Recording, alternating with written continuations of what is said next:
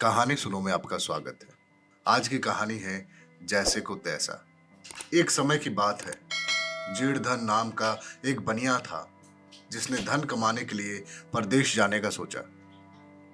अपने घर में पड़ी एक मन की भारी लोहे की तराजू को महाजन के पास धरोहर रखकर वह परदेश चला गया।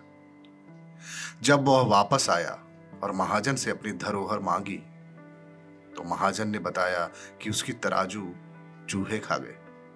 लड़का समझ गया कि महाजन की नीयत में खोट आ गया है, इसलिए कुछ देर सोचकर उसने कहा, कोई बात नहीं, चूहों ने खा ली तो इसमें तुम्हारी क्या गलती।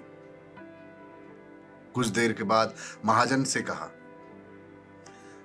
मैं नदी में नहाने के लिए जाना चाहता हूं, क्या तुम अपने बेटे को मेरे साथ रास्ता दिखाने के लिए भेज दोगे।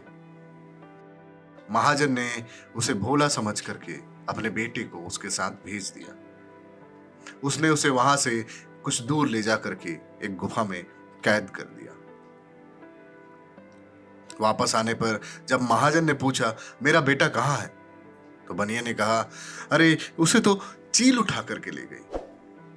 महाजन बोला, यह कैसे संभव है, चील इतने बड़े लड़के को कैसे उठा करके ले जा सकती है।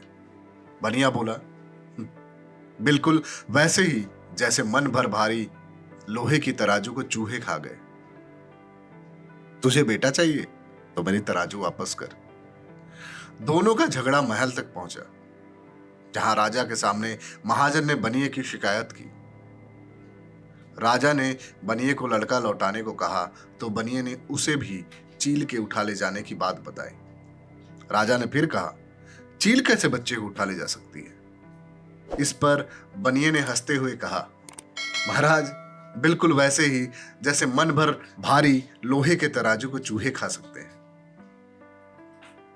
इस पर राजा ने जब बनिए से पूछा तो बनिए ने सारी बात बता दी और महाजन की पोल खुल गई।